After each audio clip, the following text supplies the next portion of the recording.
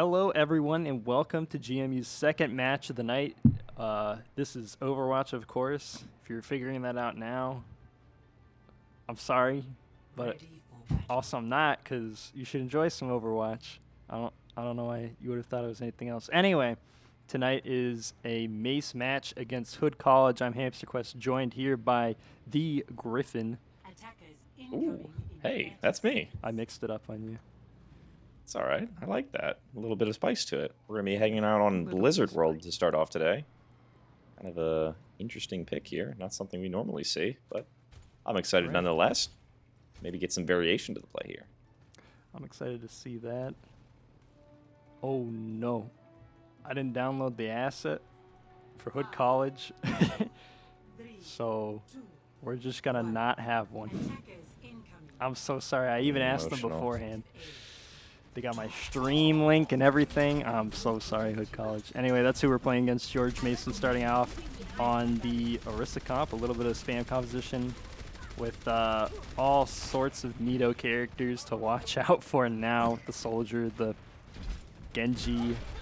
I don't even know if there's a name for this composition anyway. Hood College starting off in a mix of a brawl and a spam. They got the Ashe on the high ground. Does go down to the hands of IXR. Now GMU pushing in. Looking to get a lot of damage out. Niner gets the second pick for himself. It's the Genji wreaking havoc on the backline. Does pick up the Baptiste. Now just May and Diva left. GMU is capping the point as we speak, but now the staggers are coming out.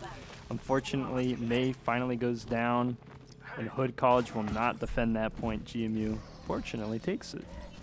Yeah, well, we see there what the Soldier pick means for Niner. Just putting the sprint high gear, running all the way to the high ground from the opposing side. A bit sneaky and picks up both the Ashe and the Mercy with one blow. Ends up going down, but that's a trade that you'll take any day of the week. And ends up starting the map off really well for George Mason. Going to get the push going here. Take that initial capture point. Right in your face is all the way back on cart duty while George Mason pushes up here and sort of sets up on the high ground, trying to take a bit of space, get a bit of free push going. Just hanging out here. Bing's going to go in, sees an angle onto the Ashe, and does get that kill. Going to reflect, try and play a bit safer here. Just trying to buy as much time. Going to pop the blade and go in.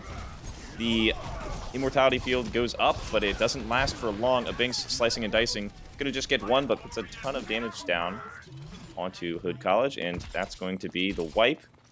All the while, just a slow cart pushing. One person, one diva, just hanging out.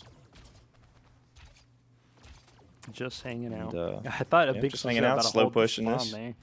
Now GMU is looking to like cap it. this point.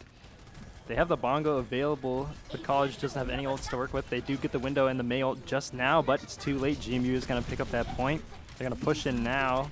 See Matthews on the high ground as the Bink is pushing forward. He's not looking to fully commit, but we'll walk them up to the door and see them out as GMU now is progressing on the cart. They still only have that bongo to work with, so Hood College definitely has the ult advantage here, especially with the May ult and the Bob. Can take a lot of space. Binks is getting very aggressive right now. He does have the reflect to keep him up a little bit longer, but will ultimately go down. The Immort does not connect, thrown by Amform.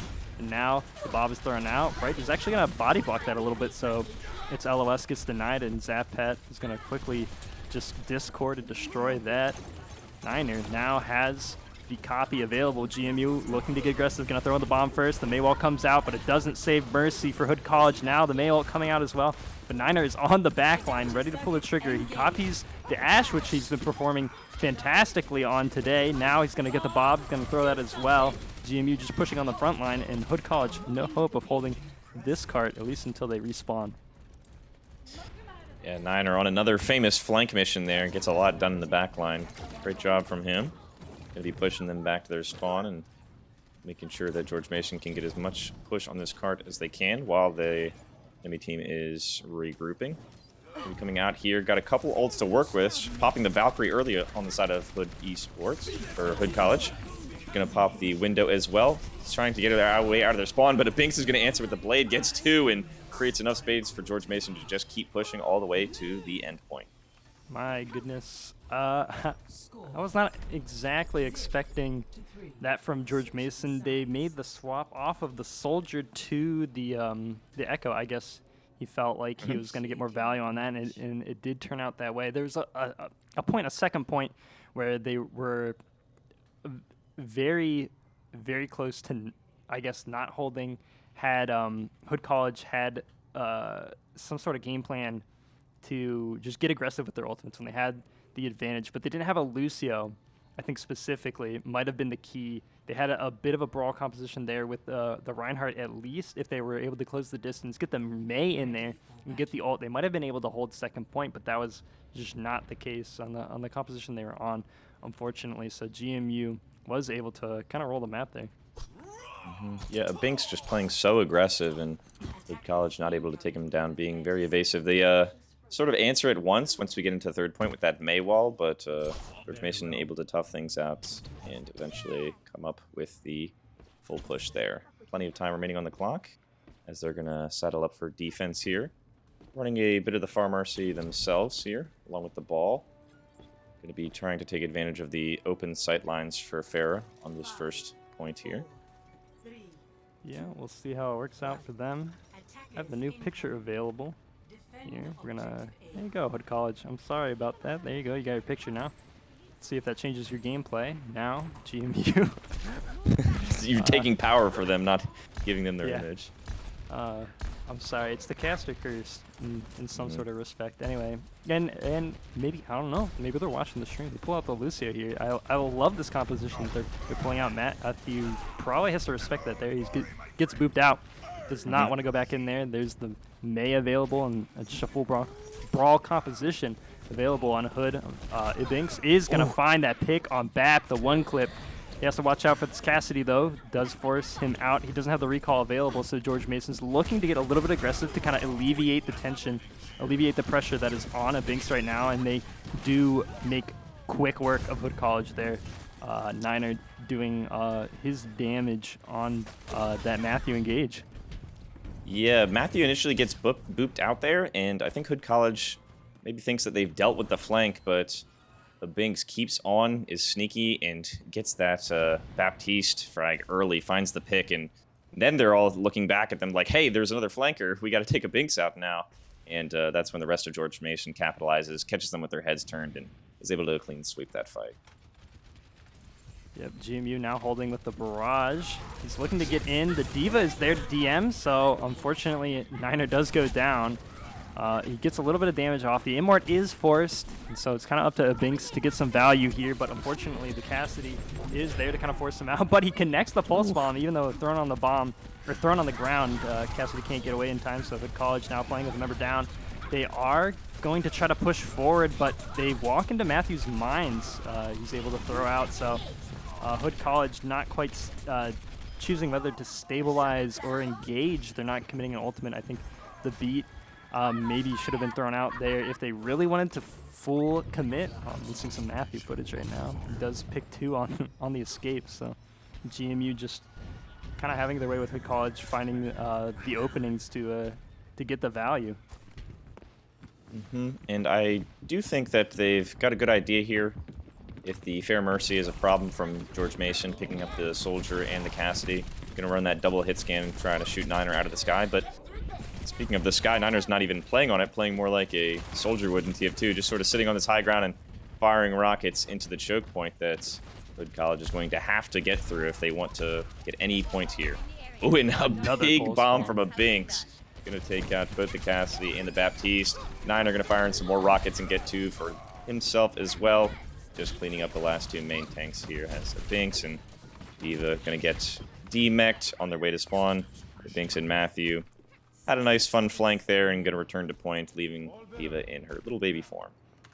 Yeah, they even opt to not lose the ult charge on the Diva. They say, you know, there's only 50 seconds on the clock. Get that mech back. Maybe they can utilize, I don't know how close she was exactly to a bomb, but maybe that's what they're hoping for. GMU still has a lot of ultimates to work with, and so Hood College is in a little bit of a desperate scenario right here. They have to push in, but they do have the ultimates available. It's really up to whether they can rotate in without taking too much spam damage, but of course, Binks finds an opening to get the pick on Cassidy. Niner throws out that barrage. It doesn't kill anyone per se, but it does get out a lot of resources. The beat is out. for Hood College, so they don't have that. There's that bomb we talked about. It does kind of connect with right, but it doesn't even demech him, so now just the rest of members of GMU able to clean up Hood College there, who has no ults remaining other than the Cassidy, but I don't even think they're going to get a touch on point. Yeah, the problem here is now speed. The closest person is Cassidy, and not known for their footwork. Not going to be able to touch in time, even if they booked it. George Mason going to take that first map very convincingly. Yeah, absolutely well played from GMU. Here's kind of a note from what's not changed about meta from when you and I played. Oh, thank you, bringing me up to speed. I'm going to bring you up to speed here. Remember how we always had trouble against Pharahs? Like, what's the deal with Pharah? Like, you would go, like, Kree at the time. Yeah, at the time, yeah. At the time. And I would go, like, Soldier or something. And you were like, this Pharah just can't be dealt with alone. It has the Mercy pocket, but we would still lose the match. And so, as it turns out, the macro reason for that, and the reason why Hood College may have struggled there, is you're dropping the amount of brawl your team can withstand. You're trying to throw in these more spam elements. You know, you have Cassidy, you have Soldier in there to try to spam out the Pharah, but you're at offense. You don't really get the advantage of environment. So you're already kind of struggling there. And even if you do kind of answer the Pharah can just sit back, as we saw Niner doing, and just kind of spam from a distance. And as soon as GMU gets to pull the trigger with the Tracer, with the ball, then they can just have their way with the backline, the core, whatever, members of Hood College that are available, because now they have less brawl. You know, that May pick was there, and it's a threat to ball. And it's a threat technically to Tracer. You know, a right click could kill her. Yeah. So there's a threat to what GMU can do to engage against that composition. So it's interesting to see what feels like the right answer to do when you're up against a Pharah is actually unintuitively not always what you want to do. Yeah, it is a little bit map dependent. That's true. And another thing that I thought of there, once the Hood had their Diva demeched, a Maywall would be a great answer to Rocket Barrage. With a Soldier, you don't actually have that, yeah. So just a couple of things, maybe more of a, not exactly a direct not counter, a direct counter, but from your little cubby inside there, if Pharah wants to drop down. Yeah, you can respect a Maywall maybe have all a of sudden. Reaction play, yeah. Either way, looks like we're going to be heading to Lijiang, yes. Steal your flame there. All right. It's not the greatest information in the world. It seems like any time that King of the Hill is up, most people want to take it to Lijiang, and I can understand that. One of my favorite maps. Obviously, a lot of love for it in the community itself. Absolutely. We get to see a very what is it called? Varied composition. Yes, from map to map in Lijiang, there's a lot of different teams that are hero compositions that can be picked and rotated between. Yeah, so hopefully we get to see some brawl and control point, some maybe some 6-man dive on what is it called? I keep calling it tower, but I don't know if that's right. Yeah, we've had this discussion before. All the we'll official names. I really wish that they would show the names when you go into each of them, but yeah. There's Night Market, of course, which, you know, people like to run the sim TPs on to get to those to the top windows. of the objective, yeah. So interesting how that became standard. I wonder if there's like other places where that could become standard, but just people haven't really found a good spot yet. Like maybe there's a better way to do that on, I don't know, like Nepal Village or something. Yeah, I was going to say on the specific map or other maps. It definitely feels the best. Sorry. Garden? It's Garden. Yeah, no, that'd be a good one. No. Well, maybe. There's a window. I was just saying I remembered the name. Oh, I gotcha. Yeah. Nice. Yeah, it does make the most sense, I feel like, on Koth, because you can just get all your team to the point quicker, and then since you're going to be brawling over the same objective. But yeah, no, I mean, I know at least from my perspective, Symmetra, I'm a little bit avoidant, you know. I like my old guard of hit scan characters. So it's not like I've been in the practice range finding new teleport locations. But yeah, especially ones like that where you might not even think of it. It looks like the window might be like too skinny to even get the teleporter onto, but You can get some a little bit of teleporters in some finesse, yeah. wacky spots Mm-hmm. sometimes. There's some strategies that involve putting a May wall for your sim TP. I don't know Oh, if you've ever seen the Gibraltar third point flank. It involves your no. entire team jumping off the map and Maywalling on part of the cliff and sim Oh, on the TPing back left on of the it? back Yeah. cliff. So, It's hmm real wild. I am really hoping that at some point, for some reason, that becomes like a pretty standard play. That'd be so great. yeah, the one that I do remember, I can't recall the exact team, but a long time ago, I think it was Meta Athena in Korea. They had the Dorado first point May wall, where they'd go on the high ground and then they would wall up and Oh, sort of surf the behind surf. it to where Yeah, the I remember fountain that. is. Yeah, that was always one that I was like, wow. I thought May was kind of boring, but this looks Dude, that's really cool stuff. fun. Yeah, this looks fun. I wonder how if I look back at that footage, I haven't seen it in a while. I wonder if I'll get like if I'll cringe a little at like what I'm Yeah, seeing. right. The defenders could easily just stop this nonsense, but it's a funny mix-up nonetheless, I guess. Yeah, just gonna take time to congratulate myself. I think it actually was Meta Athena, so I was able to remember correct team name. It was Libero, specifically the player that did that Maywall. But yeah, no, it definitely is interesting when you take a look back at like the older Overwatch seasons, just how the standard of play has developed. Look back and you're like, man, if I was the player I was today in like season 1, I'd be the best player in the game. But it's just because the level of play just over time just rises and rises. Yep. And the reason we've been taking a little while to get into Lijiang here is we actually have a disconnect on the side of GMU of a player with an internet going down. There is an oddball scenario here where I am a legal player for the team, as I am taking credits at George Mason. It would be kind of awkward if they had to pull me in, though, from the cast. That'd be a wacky scenario. Actually, I think that's happened before.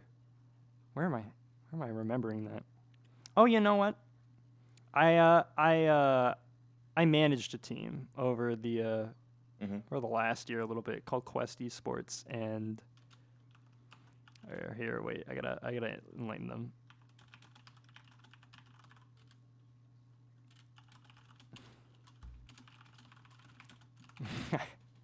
Matthew says we might need a 5v6. Sheesh.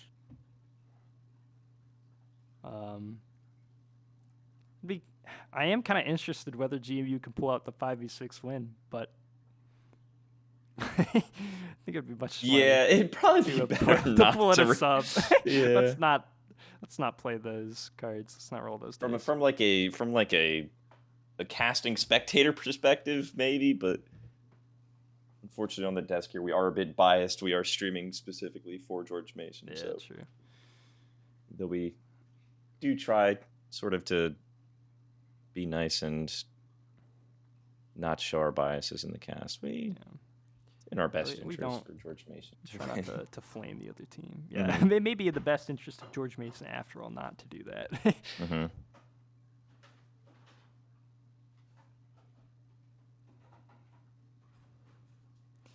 But they also have other subs available for the team. They could be pulling anyone from Tuo, which would probably be the ideal pick. Also plays.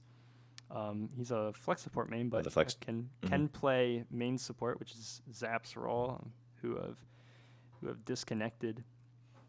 Could be players. Xenic, we've seen in the past, has rang for or substituted in a CSL match, as he's the B team player who we've seen is apparently very flexible. Mm-hmm. Yeah, I think that was actually on the first cast I was on when we were on Nepal. It was just playing DPS on the Yep. Ash. Yep, the tank player from Team B, Mm-hmm. of course, naturally. He's like Bumper, you know. Yes. Bumper. Just, we see his Widow out of nowhere, and you're like, that is not his role. Telling you, but the aggression, it just transcends all roles when you can play that in the face of the enemy team. Like, doesn't matter what hero you're on, if you're pressuring, you're doing something. Looks like the rule is you can wait 15 minutes in between the map. That very is generous, actually. Yeah, that is so long. So, apologies for everyone that has to listen to us for 15 minutes. Yeah, I Sure wouldn't we'll wish get that on my worst enemies. Oh, no. This is how we ensure, though, that the other team is not listening in. Yes. Us just they bring up the rambling for stream, 15 they're minutes like, straight. oh, my God. Mute that. What if they got any juicy bits of information here that we can use? Oh, no, they're just talking about Overwatch from 4 years ago. Where Maze jump over rooftops. My goodness. Thinking back on that, it's a great thing that after Meta Athena did that they won the fight. Because imagine how terrible it would look if you spend all that time like putting the Mei wall up, surfing behind, getting a flank, and then you just lose. Like, that would just kill the play for forever. It'd be so embarrassed. Luckily, it probably wouldn't get as much publicity. So maybe you'd make it. Well, here's another fun thing we can do. Sorry, what are you gonna say? No, you're good. I was just gonna say it'd be a quiet death screen and instant Mei swap once you're back in the location. Your team flame you off the Mei. Forfeit whatever ult charge you have. It's not worth it. No, absolutely not. But we can check out the other league we're playing in that is not Mace, which is happening tonight. If you missed it, at 7:30, George Mason had a match against Kent State, who they got a 2-0 victory over, which means we're in contention for playoffs. It all depends on the tiebreaker score. And so we have to see 32 teams, I believe, make it into the playoffs. So we get to play a little refresher-roo over here to see if GMU is currently in that top 32. Right now they're at 36, unfortunately. It looks like one of the teams that they played against had a loss. The way the tiebreaker score works is teams you play against, if they win, you get a little something extra to take home to show the boys, of course. And so apparently teams we've played against have net 15 wins. Earlier I saw that number at about 20. And so that means one of the teams that we played against actually got a loss on their board. But some teams we can check out. Are you keeping an eye on the chat for me, by the way? Yes, it looks like they're going to start shortly here. Apparently it wasn't actually 15 minutes. It's 15 minutes to wait, but 5 minutes for disconnects. So they're going to have to start here shortly. Okie dokie. Well, I hope they pull me in over playing a 5v6 if that's the case. Looks like UMN, one of the teams we played against, has not played their match. Longhorn Gaming is going to be another one that we have to see. These are two potential pluses that we could get on the tiebreaker score right now because they have not played their match. That should be registered or verified tonight. I think there's two for the Ottawa Braves as well. So let's see if they did get the loss. I think this is where we just got a point taken off our tiebreaker. I can hear us moving into the game. The last one I will show you guys is Harrisburg needs to play their match tonight. Let's see. It's against Waterloo, which is a favorite for Harrisburg to win, though. Despite Waterloo being a good Harrisburg's team. crazy. I know a couple of guys on that team. Yes. All right, so we're moving into Lijiang. Transition over here off of the ABC site as we load the screen here. And it is Control Center, what I was hoping for. And they actually are playing 5v6, even though I'm an eligible player. So interesting move on the side of GMU. On the side of GMU. But let's see if they can pull it out. I am curious. If they lose and Zap is not back in time, at least we do have a third map to swap me in. Right. Well, there's Zapat now. Zap just joined Spectator. Unfortunately, a little buzzer beater for Hood College. They already started the map. Is that legal? We'll see in the chat. Let the teams deliberate. They're saying, I don't know. It's probably not legal if the time is up. If it started right on the 5 minutes, it's probably, I would say it isn't. But Hood College could be very generous and allow GMU to do that. It looks like they are. So Zappat does get to play. Thank you, Hood College, for your generosity there. Very kind. Very kind of you. You will be remembered. So now GMU taking into the brawl. They have control of White Room, right? So now they have their DPS at a wider angle to spam in the slightly narrow angle against Hood College. So the advantage is now on GMU. Unfortunately, Wright does get a little bit low. Amform is able to keep him up and not even have to commit the immortality just yet. GMU is picking up a few picks for themselves, pushing all the way down to the door. They just have to cap the point. Remember to do that when they're done with this push. George Mason gonna win the initial fight here. Binks puts a lot of damage into that shield from the side of Hood College and eventually takes down the Reinhardt. And we've seen time and time again, sometimes as soon as you lose the Reinhardt, that's just the entire team collapsing behind them. Matthew gonna get a bit of a cheeky fire strike through here, taking out the Lucia from the side of Hood College. So things gonna stall out a bit longer than maybe intended on this initial point. And Hood College gonna decide to be proactive, gonna try and rotate up here away from the Junkrats. George Mason does have a teleporter online here, and they're going to be wary of it. Going to get walled off, though, here. Immortality Field is going to come down and keep everybody alive. And Earthshadow is going to find the Lucia once more. Binks going to pick up 2 after that, and it's just a clean sweep once that Rhine goes down once again. Wow, what a wipe for GMU. They only had to commit the Earthshatter and the Sim Wall into that, so it did work out quite well for them. Looks like a Binks is going to get on a little bit of a flank here, or potentially watch that angle go back to the main. GMU is going to have the flex that's available. A lot of the times teams will opt to run the Sigma on this map, and it works quite well. My experience, what I've seen in the past. Looks like Hood College is going to wait out that window and respond with theirs. The Binks is going to try to get this tire around through the TP and kills the Cassidy that was trying to rotate to that high ground. Unfortunately, he does get picked up afterwards, so Hood College may have an opportunity to push in here, but again, Sig ult is available for Wright. And there it is, the Flux coming out. The Shatter blocked from Matthew, well played. The beat is there to respond to the Sig ult, so Hood College does have some signs of life. They're pushing forward, do pick up Zappat there on the Lucio, and the wall connects with Matthew. So now GMU in a little bit of trouble here. Have to watch out. The numbers are quite low. They're at 4. And now they have to worry about this bomb thrown behind them. They're all able to rotate though, but they have to wait until they're 6 strong to push in again. Yeah, just unfortunate for Binks there. Going down, the Junkrat is a big damage component of George Mason's composition. So once he falls, it's a good angle for Hood College to push in. They're on the point here. They're going to drop the Immortality Field, but Reinhardt's going to find himself outside of it, not exactly where he needed to be protected by that, and they're going to fall fairly quickly. The Cassidy is on the high ground, trying to put a bit of pressure on George Mason, but not something that he's going to be able to do on his own. The May's going to jump in and ice block here just to try and buy some time for Hood College to make their way back to the point, but not nearly enough. Yeah, GMU able to pull that out in the end.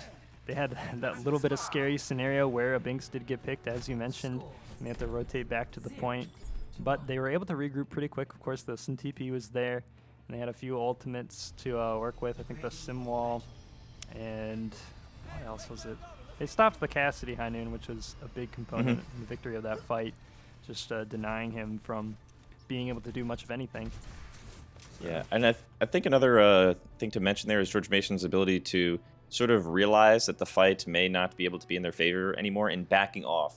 Because even if you, like, keep up the fight and maybe contest, get a little bit more percentage, you save much more time by backing off there and regrouping with your teammates that are respawning. Charge.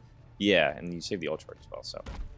Right. Very good from them. Going to be starting out here with the Fair Mercies on each side. Wait a minute. Not on each side. GMU is missing a component of that. Yeah, there is a Mercy missing. They're going to go for the... Thank you for catching that. The Moira instead. Catching a bit of a fluke in my statement. May is going to be out for the side, and they have the Genji, yes. Niner loving this Genji today. Binks is going to find the Mercy on the other side. So much for having your own Mercy. If you can just take out the other one, that's fine too. Matthew going to lose his life. But Binks is doing a lot of work here for George Mason, taking both components of that Fair Mercy at the beginning of the fight. But it's back and forth right now. The wall's going to go up, and it's time to fight and duke it all out inside. But Binks gets 2 more, and not going to get the last. Niner's going to take that one, but great job for George Mason. The point is captured in the meantime during that fight, so they had some components left over, able to spare 1 person to get some extra percentage on the point, make their lead a bit cozier perhaps to start off before College can come in and contest once more. Yeah, Hood College did opt to go to the white room on the other side of the map there, allowing a Binks to get on a flank. You really only had to worry about the Baptiste there, the only hit scan that was really available to harass, and now he does have to respect his Cassidy. And wow, Zapat actually goes down to a right click from the May. And GMU do have to watch out. They're going to give a little bit of space on the point. They're trying to harass and get some damage in, but it's going to be up to Matthew to get a hit where they engage here. Now, the Dragon Blade, yes, coming out on top is also the Barrage, so GMU committing 2 ults and winning that fight. Now the point is ticking up to 60%, and Hood College do have some ults to work with, but definitely do have to be careful about what GMU is cooking up right now. George Mason maybe a little bit concerned there not having Zapat. They wanted to commit a couple ultimates just to make sure that that member down wasn't enough to turn the tide in Hood's favor.